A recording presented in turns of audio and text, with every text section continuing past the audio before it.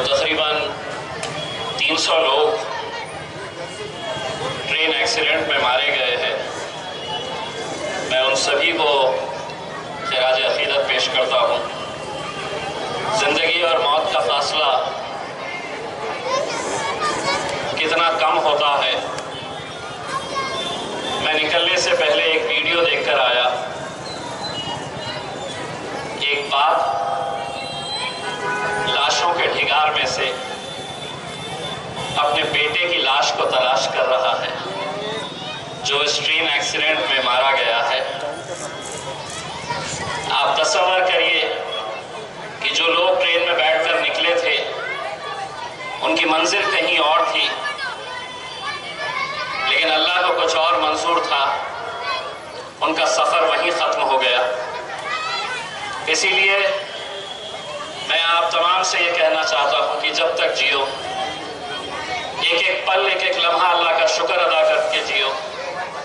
मौत किसको कब आ जाए ये कोई नहीं जानता है। मैं आप लोगों से आज ये भी इल्तिजा करने के लिए आया हूँ कि 7 तारीख के दिन बॉम्बे हाई कोर्ट में हमारे शहर के नाम के ताल्लुक से फैसला लिया जाने वाला है। ये लड़ाई में आप लोग हमारे साथ कांधे से कांधा लगाकर खड़े हुए। हमने सरकार से पैरवी की, सरकार से नुमाइंदगी की। हमने लगातार 21 दिन सड़क के ऊपर, हमने दिन और रात आंदोलन किया। मकसद यही था कि जिस शहर के नाम से हमारी शिनाख्त, हमारी पहचान है, वो पहचान बनी रहे। अदालत में इस ताल्लुक से 3 अलग अलग लोग ये केस को लेकर गए हैं। आप लोगों से इल्तिजा है, जो काम दुनिया में हमसे नहीं हो सकता है वो दुआओं से अल्लाह कर देता है। इसीलिए 7 तारीख तक आप लोग शिद्दत से दुआएं करें कि हम अपनी शिनाख्त, अपनी पहचान हम ऐसे ही बरकरार रखें। मैं आज के इस मौके के ऊपर खुसूसन नौजवानों से कुछ बोलने के लिए आया हूं, और ये बोलने के लिए आया हूं कि पिछले कुछ दिनों में अलग अलग शहरों में, अलग अलग गांवों में कुछ ऐसे वाकयात हुए हैं जिससे सरकार की मंशा क्या है, सरकार के इरादे क्या है, उनका मकसद क्या है, ये साफ हो रहा है। कर्नाटक के इलेक्शन के बाद सत्ता में अगर आना है, जीतना है, तो हम काम कुछ दिखा नहीं सकते। तो सबसे आसान काम यह है कि कई शहरों के अंदर दंगे भड़काओ, दंगे कराने का काम करो, हिंदू, मुसलमान, दलितों के बीच में फूट पैदा करने का काम करो और अपनी सियासी रोटियां सेक ले। इस मकसद से किसी भी हद तक ये सरकार जा सकती है, मैं आपको आगाह करने के लिए आया हूं। ऐसे हालात में ये हमारी हम सब की जिम्मेदारी है, खुसूसन नौजवानों की, कि हम इन हालात से कैसे निपटे। कन्नड़ में कुछ दिन पहले दंगा हुआ। मामला क्या था? तो किसी ने फेसबुक के ऊपर हमारे मजहब के ताल्लुक से एक पोस्ट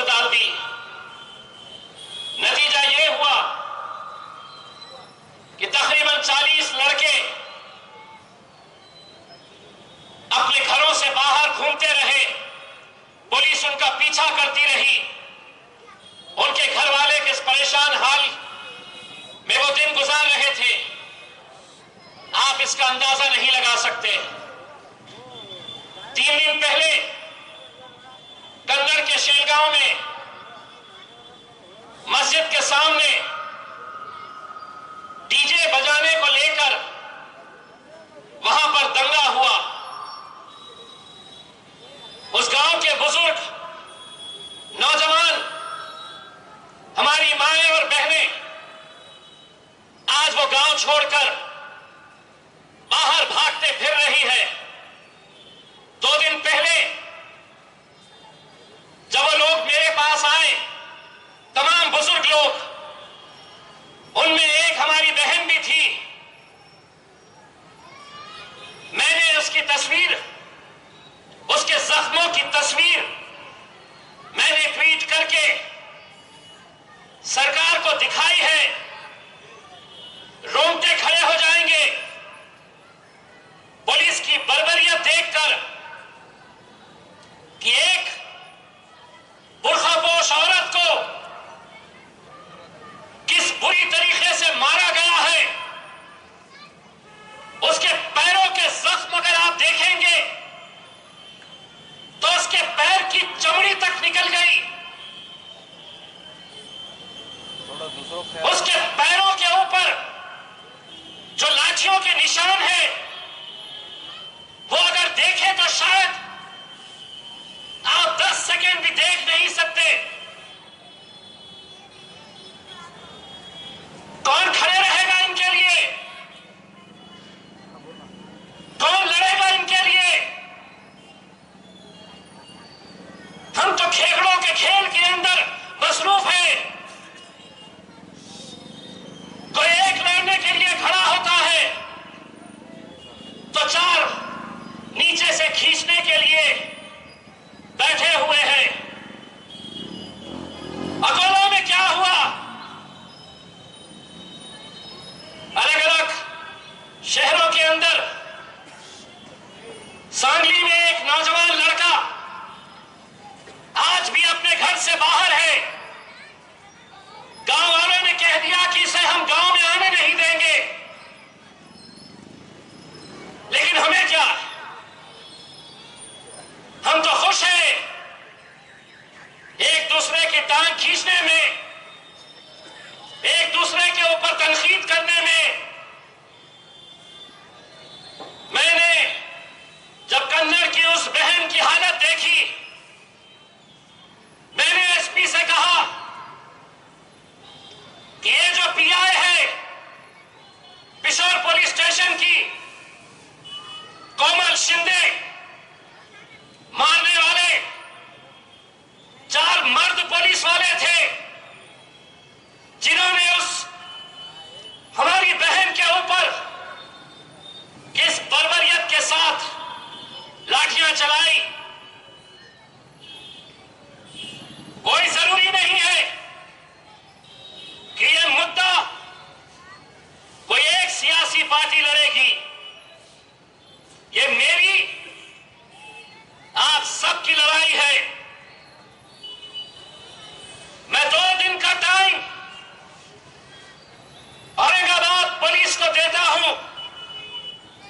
अगर उन पुलिस वालों के ऊपर कार्रवाई नहीं हुई तो जिस तरह मुंबई की तरफ मैंने काफिला लेकर गया था, उतना ही बड़ा काफिला मैं कन्नड़ को लेकर जाऊंगा और पुलिस से सवाल करूंगा।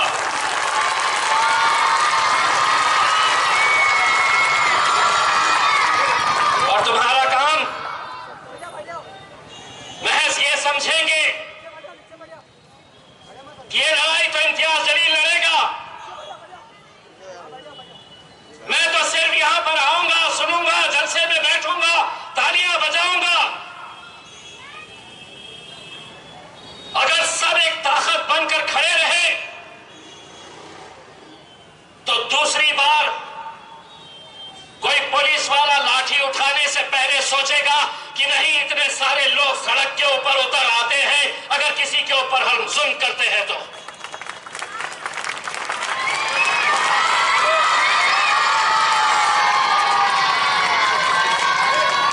मुझे मालूम है कि राणपुरे के उस दंगे के बाद बहुत सारे बातें मेरे सामने सामने आई। मैं एक बात कहना चाहता हूं, चाहता तो इम्तियाज जलील भी उस रात अपने घर में बैठा रहता। लोग कहते हैं कि मैंने एक मंदिर को बचाने के लिए रास्ते पर उतरा था। दूसरे दिन रामनवमी का त्योहार, झूठ कहते हैं। अगर कोई यह कहता है कि मैं किसी एक मंदिर को बचाने के लिए मैदान में उतरा था, कई सारे लोग जो उस रात के गवाह नहीं है, उन्हें सूरज निकलने से पहले क्या हालात थे शायद इस बात का अंदाजा भी नहीं है। दूसरे दिन सोचिए, अगर यह खबर किसी टीवी चैनल के ऊपर चलती कि रामनवमी के दिन राम की मंदिर के ऊपर हमला किया गया, कितने मस्जिदों को इस मुल्क में निशाना बनाया जाता। कभी सोचा है पूरे मुल्क में अगर दंगे भड़कते तो उसके खुसरवार हम होते, बेकसूर लोगों की जानें जाती। मुझे कहते नहीं, आपने ये नहीं बोलना चाहिए था, आपने ये नहीं बोलना चाहिए था कि कुछ लड़के उसमें नशा किए हुए थे। बटन प्लेयर इम्तियाज जलील जो सच है वो सच को सच बोलेगा। मैंने भी अगर झूठ बोलकर अगर ऐसे नशेखोरों की तारीफ करूं तो हम कहां जाएंगे। मैं शुक्र करता हूं उन तमाम लोगों का, जब गिरफ्तारियां हुई किसी ने उन बच्चों के घरों के ऊपर अनाज का इंतजाम किया। कुछ होता तो क्या हम रमजान मना सकते? कुछ होता तो छोटे मोटे कारोबारी जो साल भर इंतजार करते हैं रमजान के महीने का, साल भर उनकी रोजी रोटी उस रमजान के कारोबार पे होती, क्या हम वो कारोबार कर पाते? मैं शुक्र अदा करता हूं उन तमाम लोगों का जिन्होंने अदालत में मदद की लोगों की। सियासी इख्तिलाफ किसी के कैसे भी हो, लेकिन यह काम किसी एक शख्स का नहीं है। हर एक को आगे बढ़कर ऐसे मौकों के ऊपर लोगों की मदद हम कैसे कर सकते हैं, इसके बारे में सोचने की जरूरत है। इसीलिए मुझे कतई बुरा नहीं लगता है जब आज महफिलें सजाई जाती है और उन महफिलों के अंदर चर्चा होता है तो मेरा होता है।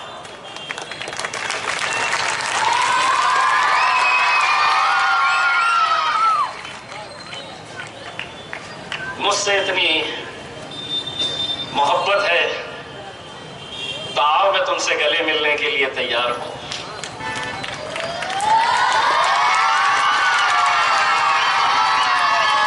लेकिन कब तक ये खेल खेलते रहोगे? मुझे मालूम है 2014 से पहले इम्तियाज जलील इस शहर में नहीं था। आप सभी लोग थे जो आज अपनी महफिलें सजाकर इम्तियाज जलील कितना जपते हो मेरा नाम। सुबह उठते हैं तो इम्तियाज, रात सोते हैं तो इम्तियाज, यहां जाने के लिए रास्ता नहीं है तो इम्तियाज, पेट में दर्द हो रहा है तो इम्तियाज की वजह से हो रहा है, एक्सीडेंट हो गया है, एम्बुलेंस नहीं आई है तो इम्तियाज। कितना, क्यों मुझसे इतनी मोहब्बत करते हो? 2014 से पहले तो मैं नहीं था ना, तुम्हारे पास ही इस शहर की क़यादत तुम्हारे हाथ में थी। क्या वजह है कि तुमने अपने आमदार तैयार नहीं किए? क्या वजह है कि 38 साल लग गए एक नस्ल को यह देखने के लिए कि हमारा भी कोई मेंबर ऑफ पार्लियामेंट हो सकता है? याद है 2019 कैसे होटलों में बैठते थे, कैसे समझाने की कोशिश की जाती थी। 2014 में इसको कौन पहचानता है? ये पूना से आया हुआ है, इसको कौन पहचानता है? लेकिन अल्हम्दुलिल्लाह आपने वो मुकाम पे मुझे पहुंचाया। 2019 आया, फिर हिसाब किताब निकालना शुरू कर दिए, फिर होटलों में बैठ के इनके इतने, मराठा समाज इतना, दलित समाज इतना, हिंदू इतने, मुस्लिम इतने, फिर आगे बोलते कितना भी कर लो नहीं आते। बोले थे ना, मैं आपके दिल की बात अच्छी तरह समझ रहा हूं। आप भी उस वक्त यही बोलते थे, हाँ यार 2014 में चुन के आ गया, बोल रहा एमपी भी बनेगा। बड़े बड़े सियासतदान ये कहते थे कि यहां से शिवसेना को कोई हरा ही नहीं सकता है। लेकिन कैसे मुमकिन हुआ? जो काम इम्तियाज जलील 2019 के अंदर किया, तुम्हारे पास तो 38 साल थे, क्यों नहीं तुमने अपनी क़यादत खड़े की? इसलिए नहीं की कि तुम्हें गुलामगिरी करने की आदत है।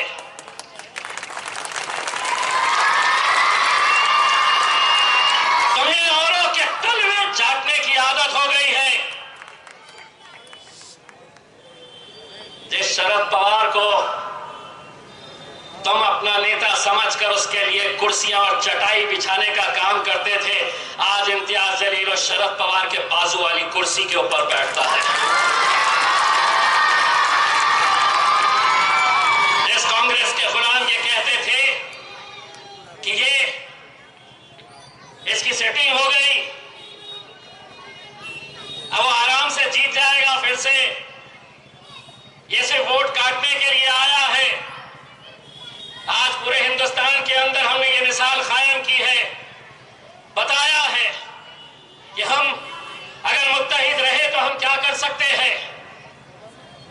मेरे भाइयों, एक बात समझ लीजिए, आज जिस दौर से हम गुजर रहे हैं, मैं अभी एक प्रोग्राम में से आया हूं, निर्भय बनो नाम का एक यहां पर कार्यक्रम था। वहां पर एक बहुत बड़े शख्स ने अपने भाषण के अंदर यह कहा, जो बात मैं भी कह चुका हूं, कि यह सरकार किसी भी हालत के अंदर महाराष्ट्र में, हिंदुस्तान के अंदर दंगे कराने के फिराक में है। उन्होंने तो 2 शहरों के नाम भी दे दिए कि इन 2 शहरों को लेबोरेटरी बनाया जाएगा, इन 2 शहरों के अंदर पहले दंगे भड़काए जाएंगे। हमारे पास भी ये कोशिशें हो सकती है, लेकिन हमें उन जज्बाती बातों के अंदर नहीं आना है। दंगे के अंदर कभी कोई नेता नहीं मरता है, दंगे में कोई बड़ा नेता जेल नहीं जाता है। जेल जाते हैं तो वो नौजवान लड़के जो जज्बात में अपना होश खो देते हैं। लेकिन कभी नौजवानों ये सोचो कि तुम जब घर से बाहर रहते हो, जेलों में रहते हो, तो तुम्हारे बुजुर्ग माँ बाप के ऊपर क्या बीतती है, उनके दिन कैसे गुजरते हैं। जमहूरियत के अंदर अगर सही तरीके से इन जालिमों का मुकाबला करना है तो वो वोटिंग के जरिए करिए। मुझे मालूम है कि आज इस शहर के अंदर जो हलचल हो रही है, हर एक के निशाने के ऊपर सिर्फ एक ही शख्स को रखा गया है। वो ये अच्छी तरह जानते हैं कि जिस शहर के अंदर 38 साल बाद हमारी क़यादत खड़ी हुई है, उसे खत्म करना बहुत मुश्किल बात नहीं है। थोड़े यहां कर दो, थोड़े वहां कर दो, नई नई पार्टियां लाओ, पैसे का इस्तेमाल करो और इस मुल्क से हमारी क़यादत कैसे खत्म हो सकती है। आज बैरिस्टर असदुद्दीन अवैसी साहब जो मेहनत कर रहे हैं, मकसद यही है कि हम किसी तरह से अपनी क़यादतों को हम कैसा खड़ा कर सके। लेकिन मुझे मालूम है कैसा डसेगा कौन, मुझे सब पता है। लेकिन किसी का खौफ मुझे रोक नहीं सकता, लेकिन किसी का खौफ मुझे रोक नहीं सकता। जंगल का हो या हो आस्तीन का, सभी सांपों की नस्लों को मैं अच्छी तरह से पहचानता हूं।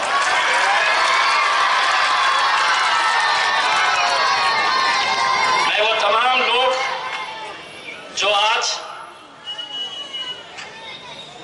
अलग अलग तरह से मुखालिफत करिए, आपको पूरा इख्तियार है, आप मुखालिफत करिए।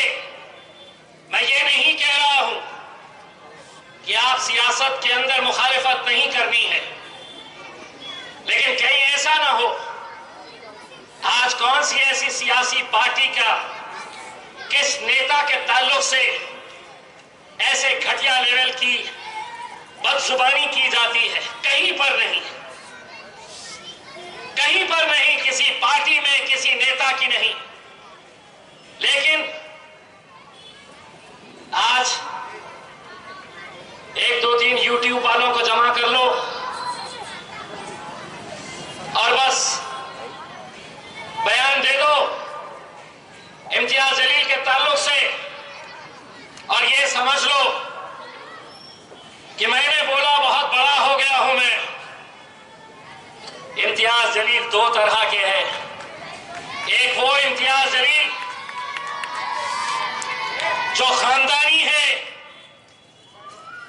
जो पढ़ा लिखा है, जो तुम्हारी हर बात के ऊपर सर झुकाकर जवाब नहीं देगा। लेकिन अगर तुम समझोगे कि मैं कुछ भी बोलूंगा, तो दूसरा इम्तियाज खासदार इम्तियाज जलील है।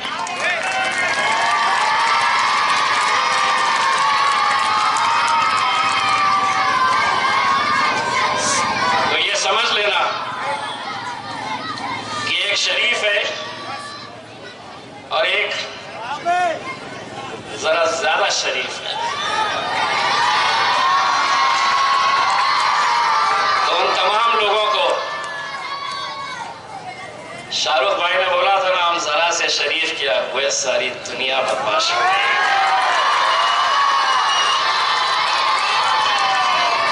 इसीलिए आपको अपना सियासी सफर मुबारक हो। आपके सियासी सफर के अंदर हम रुकावट नहीं पैदा करेंगे और उम्मीद करता हूं अगले बार आप अपनी जबान के ऊपर काबू रखेंगे। बहुत बहुत शुक्रिया। वाक़ई